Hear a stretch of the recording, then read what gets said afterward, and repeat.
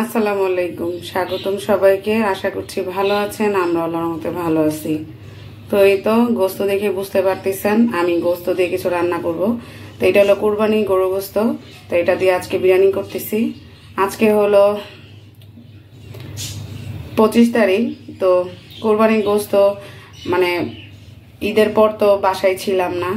তো আমি প্রত্যেকবারই কুরবানির মাংস দিয়ে বিরিয়ানি রান্না করি।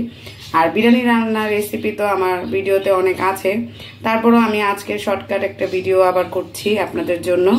আর আজকে শুধুই আমি আর আমার বরের জন্য বিরিয়ানি রান্না করতেছি, কারণ কুরবানির মাংস দিয়ে বিরিয়ানি হবে না তা তো হয় না।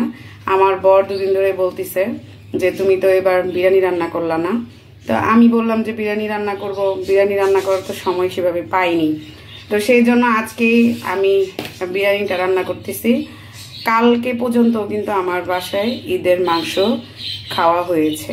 তো আজকে আবার সেই মাংস দিয়ে বিরিয়ানি রান্না করা হচ্ছে, কিছু করার নেই যেহেতু বরের আবদার।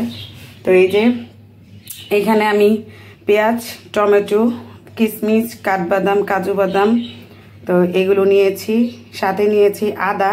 আমার যেহেতু আদা ব্লেন্ডার করা নেই, তো এখন এখানে একসাথে ব্লেন্ড করে নিব যতটুকু হয়, যেরকম হয়।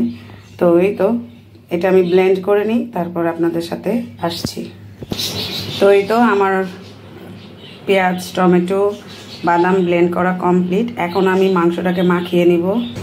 তো এখানে আমার হাতের বানানো টক দই ডিপে রেখে দিয়েছিলাম, তো সেটা এখন বের করে দিতে হলো, কারণ আমার আগে বের করতে মনে নেই।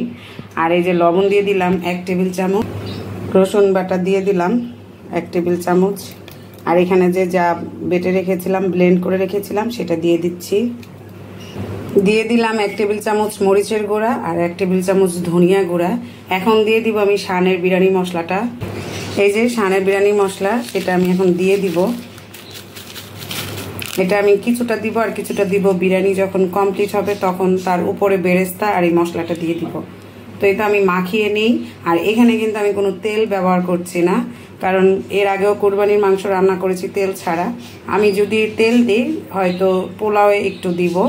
এই তো আমি এটা মাখিয়ে নিই। তো মাখা কমপ্লিট। তো এখন এটাকে রেস্টে রেখে দিব আধা ঘন্টার জন্য। এই ফাঁকে আমি বেরেস্তাটা ভেজে নিব।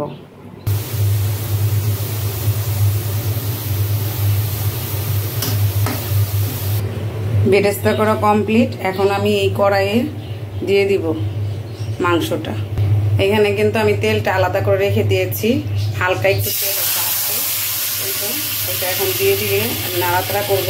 আর যেহেতু কুরবানির মাংস আমার মনে হয় না পানি দিতে হবে, তারপরে দেখা যাক। আমি কিন্তু এখানে এলাচি, দারচিনিও দিয়েছি। এখন আমি এটাকে খুব সুন্দরভাবে নাড়াচাড়া করে নিব, নিয়ে একটু ভালো করে কষাবো, তারপর ঢেকে দিব।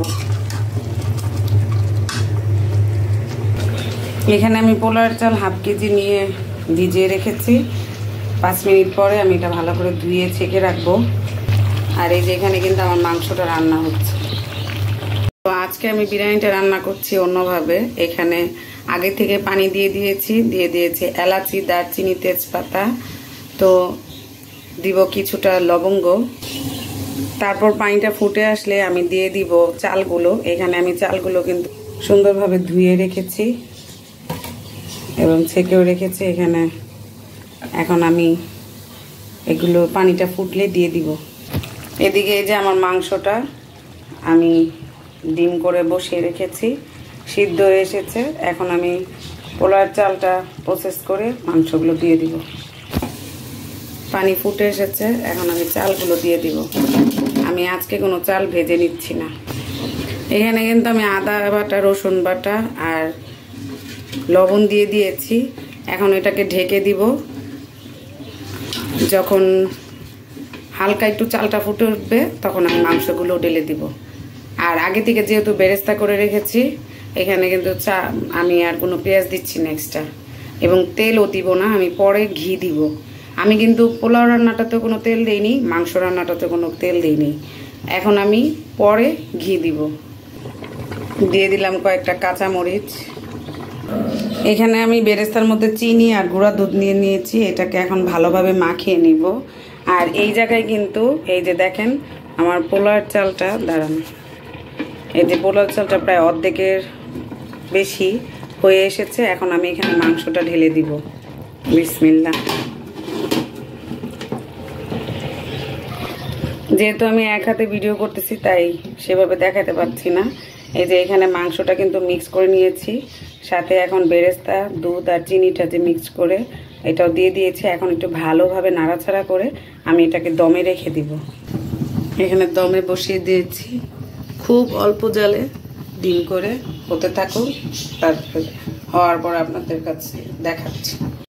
তো এই তো নাড়া দিতে আসছি। তো এখন দিয়ে দিব ঘি, খুব অল্প পরিমাণ ঘি দিব,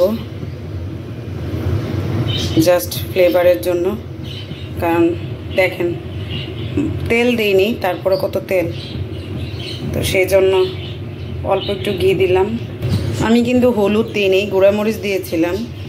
তারপরে বিরিয়ানির কালারটা কেন যেন অনেক মনে হচ্ছে হলুদ দিয়েছি, এরকম হয়েছে। তো তারপরও দেখতেও যেমন সুন্দর হয়েছে, খেতেও কিন্তু তেমনই স্বাদ হবে মনে হচ্ছে। লবণ চেখে দেখেছি, আলহামদুলিল্লাহ যেরকমটা চেয়েছি সেরকম হয়েছে। তো এই তো দেখা যাক বাকিটুকু কি হয়। এই হলো আমার বিরিয়ানির চেহারা। এখন বেড়ে নিচ্ছি, খাবো সেজন্য।